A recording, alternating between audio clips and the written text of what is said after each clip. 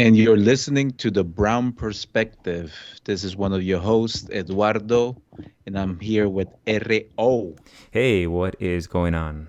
R.O., atrévete, salte del closet, destápate y cómete un hot dog con una cervecita residente.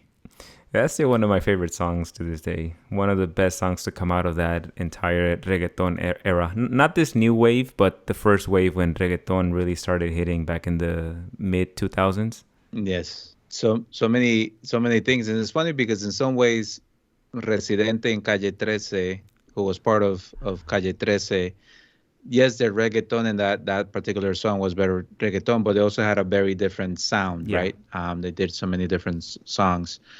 But ultimately, Rene, better known as Residente from the group Calle 13, is a giant when it comes to music, right? He is a super creative person, someone who not only sort of lives the art, but also has a Pan American and actually worldwide vision of the world. And I know you and him agree on a lot of things Yeah.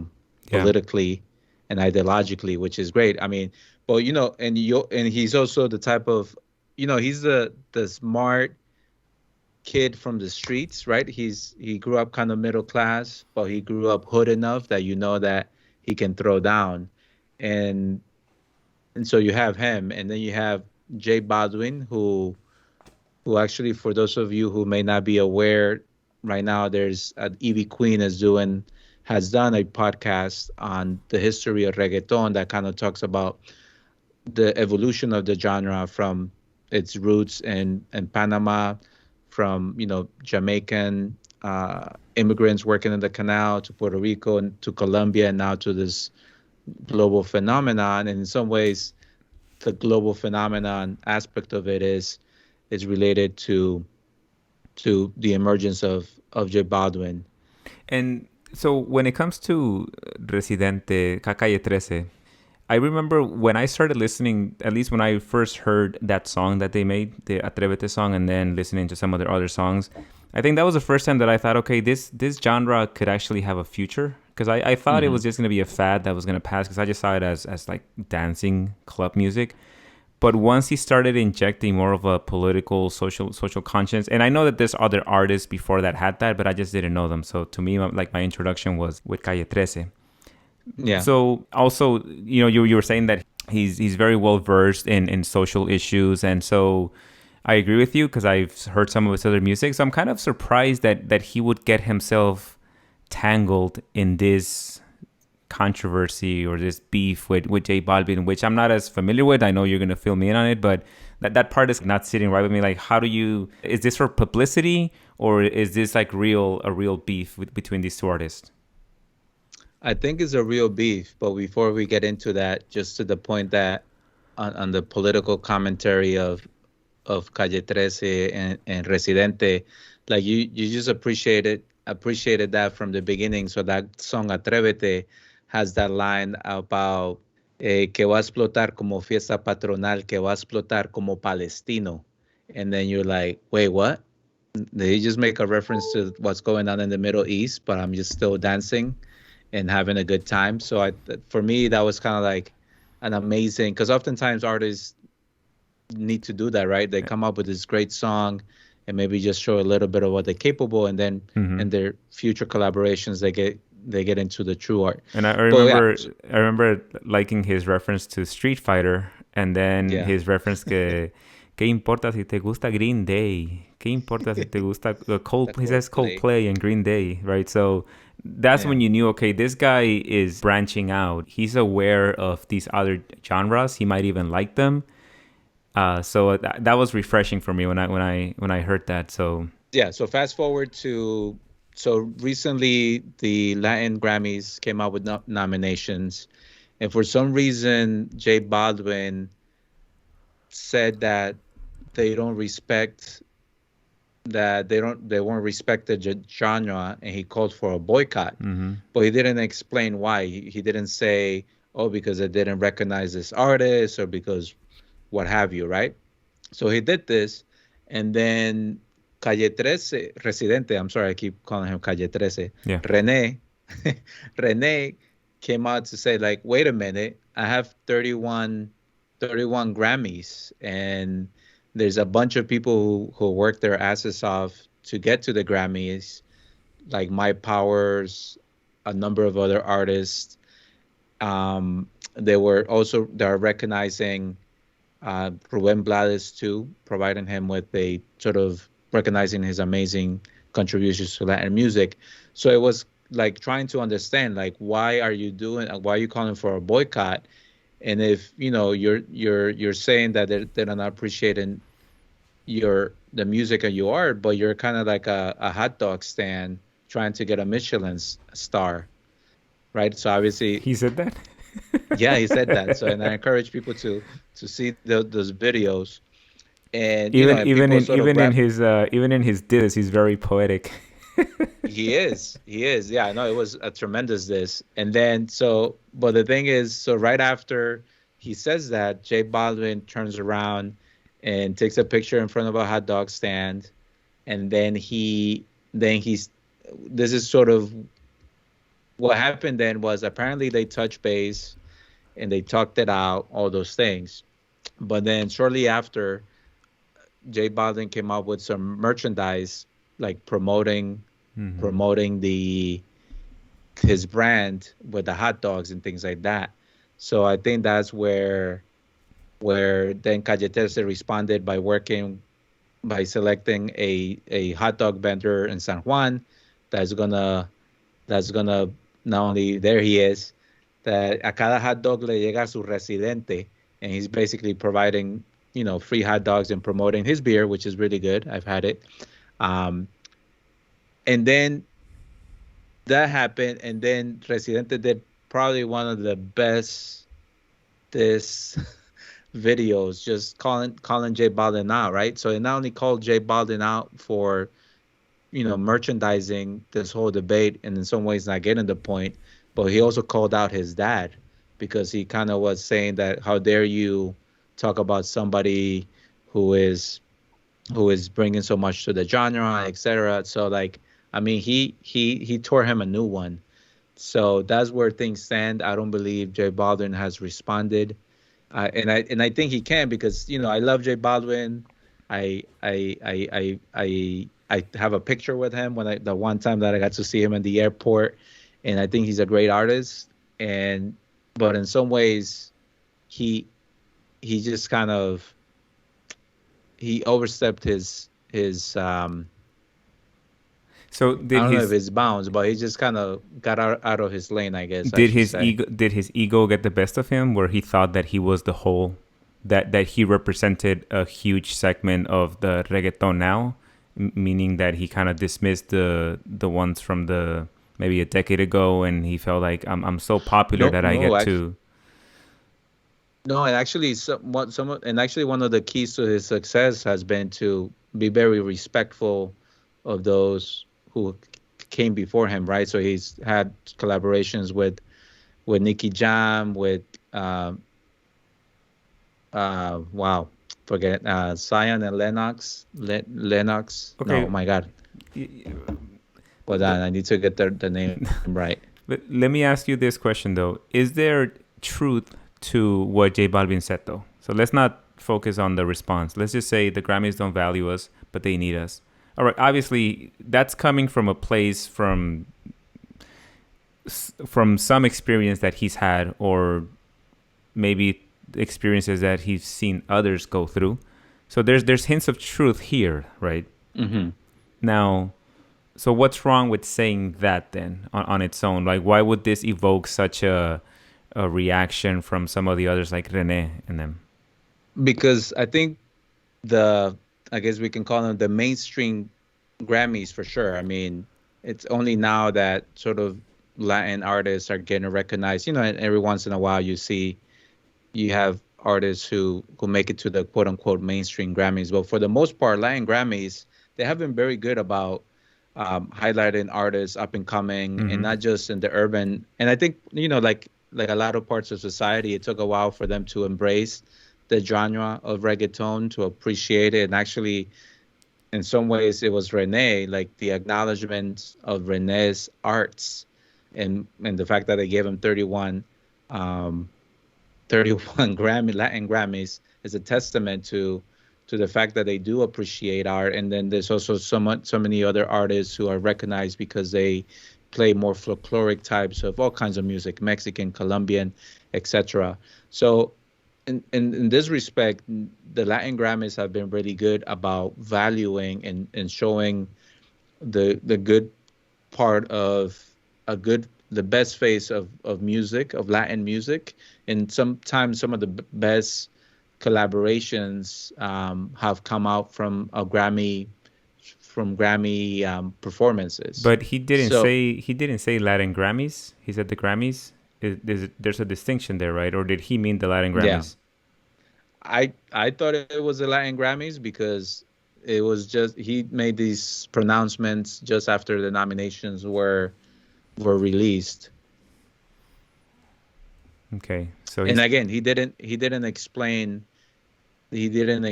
it. And the thing is, like with J Balvin, he's definitely, is about el negocio socio, right? So he's about changing the culture, about showing Latinos in a positive image, and showing Latinos who are breaking barriers and getting things. And this is the other thing where he and Residente have a very different approach, right? So I guess you can say materialistic in terms of he started from middle class Medellin to now becoming like a reggaeton icon. But his whole thing is about how can I use my platform to to make deals with Nike, to have my own brand with Guess. So it's all about the money. Where Residente, that's not his philosophy. So Residente has a very different, very different approach in thinking of what success is as an artist. He's a pure artist, right? So he defines as the art as not because of you get paid, but because of sort of what you bring to the world creatively. yeah. So yeah, I'm reading this response here for the first time, especially considering that they're honoring Ruben Blades and he calls him a cabrón. Yeah. So okay, so how did this guy miss the mark by so badly then, J Balvin?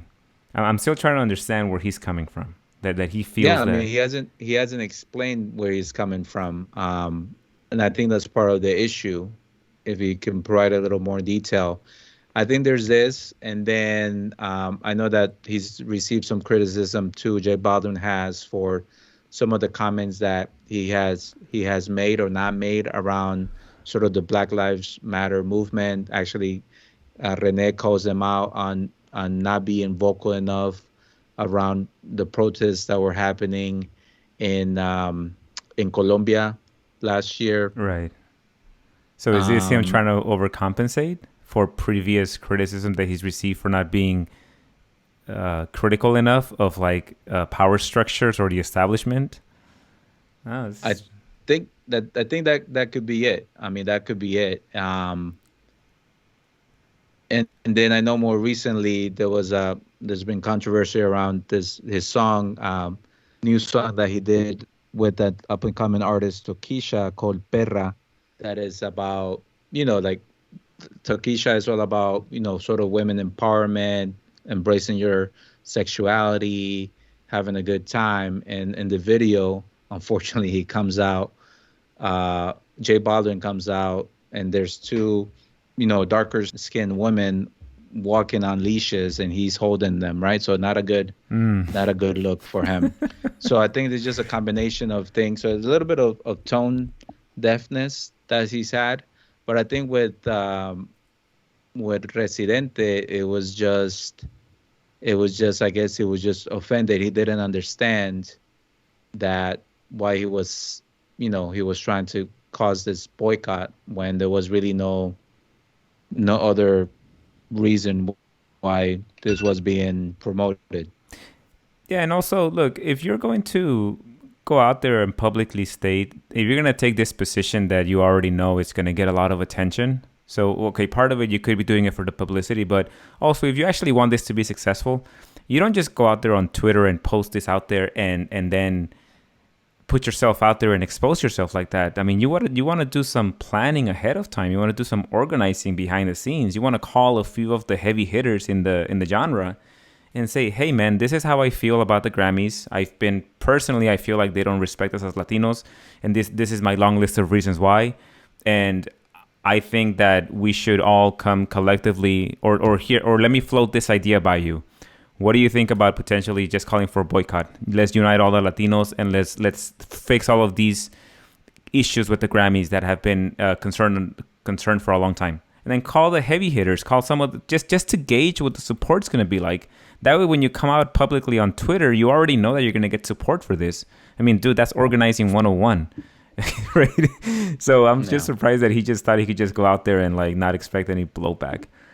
Yeah, and I mean, he could have worked with Residente because obviously he knows a thing or two about organizing. That's but what the I other mean. thing I think, huh? That's what I mean. If your goal is to actually bring about positive change, then work behind the scenes to make sure that when you put yourself out there, you already have the support. You already have the backing from the people that you know are going to have your back, and you know that you're going to be able to build momentum. This just kind of seems like, is I don't know, is it just for publicity? Is it ill conceived? Is it just poor planning, bad advice? Quién sabe? I don't really know this guy on a personal level, so it's hard to say what was going on. Maybe he thought he was just doing something good and completely tone deaf, as you mentioned. Yeah, and I think he has an opportunity to explain himself and let us know what's up. I think the other thing that I want to mention, I think also Renee was a little upset that J Balvin and Bad Bunny have a good relationship. So I think Residente was a little jealous. But he's not the only one though that's lashing out at this guy. I mean, there's this Cuban rapper guy, and honestly, I know that, so things are not perfect. I know that. So I'm sure that J Balvin has some grievances that are legitimate, but I don't know if they amount to the level of like where you want to do a boycott, right? Because there's definitely things that you could call a boycott. They do certain things, but maybe his grievances just don't add up enough to warrant a boycott. But he seemed like he got pushback from this Cuban rapper Yotuel.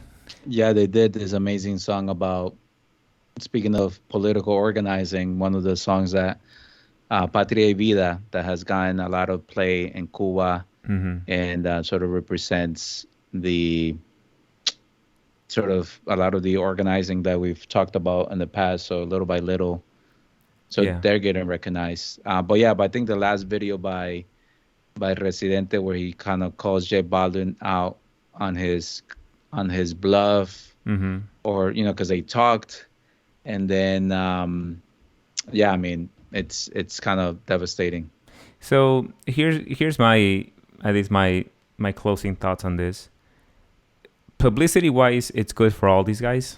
J Balvin gets some publicity, Rene gets publicity. I don't know how hurtful this is going to be. This could be to his brand, but they say all publicity is good publicity, so we'll see.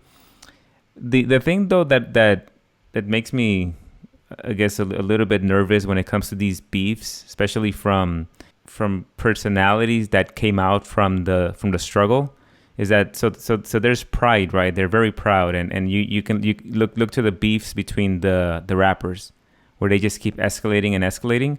I hope this is just one of those things that it doesn't keep escalating between the different artists, because that could go to a really bad place, like this kind of neighborhood mentality of a clique that I don't know what the upbringing is of like J Balvin. I don't know if he grew up in the struggle, in the ghetto, or middle class. It's hard to say.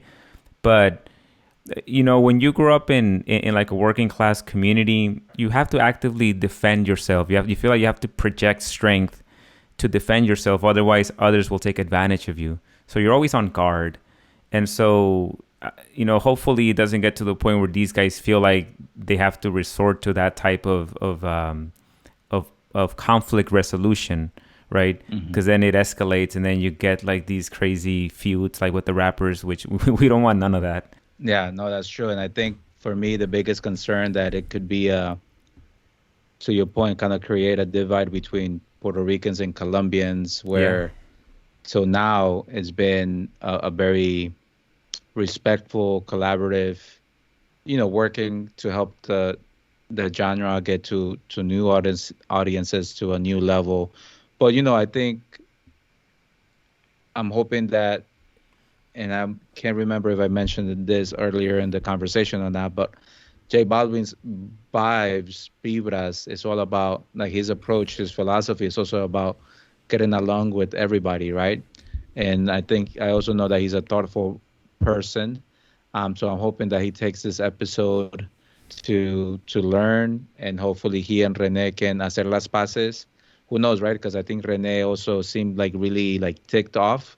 So I'm sure that there's probably gonna be some songs. We'll see if there's songs that come out in the next Yeah, well, few weeks or so that kind of either make things better. Because that's the thing. I mean, Residente, he can be very vicious. I mean, he can be a bully at times when you think about some of the ways that he's attacked other artists who have attacked them, or how he attacked Ivy Queen and others. So I mean, he's so talented and so angry that sometimes he's so good at those diss songs.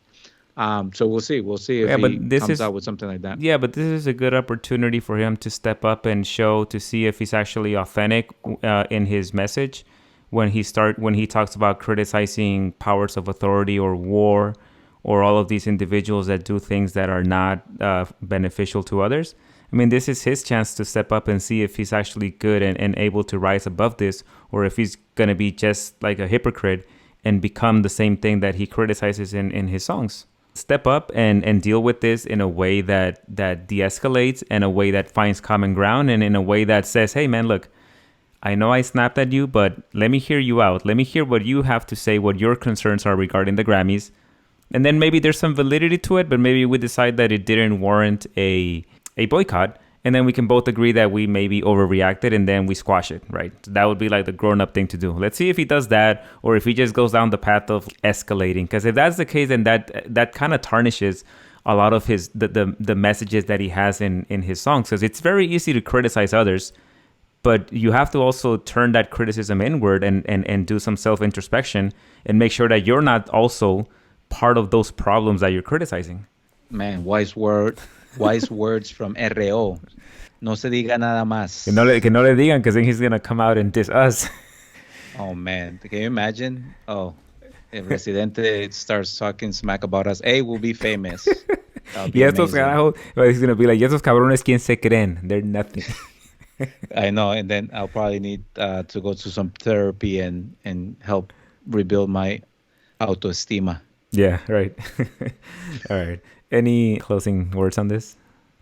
No, yes, I support your sentiment. I hope that and it's interesting the time that this is coming, but I'm hoping that both artists can help us. They can resolve their issues, however they need to resolve them, and that we can kind of get back together to dancing and having a good time on the dance floor. For those of you who, well, by the time you hear this, you should be listening to a good track with Julieta Venegas, Bad Bunny, done by Tiny. So hopefully that will be the start of the reconciliation within the genre. Yeah, that's right. I am a fan of Julieta Venegas. I don't know what to expect from this. We'll see. But yeah, I'm interested. It could be really good, or it could be okay. Yeah. So thanks for filling me in on the latest reggaeton chisme. We'll do it again. We'll keep an eye on this one. So for those of you out there that enjoy our content, make sure to check us out. We are Brown Perspective. We're on Facebook. No, we're not on Facebook. We're on YouTube, Twitter, and Instagram. Nos vemos. Ciao.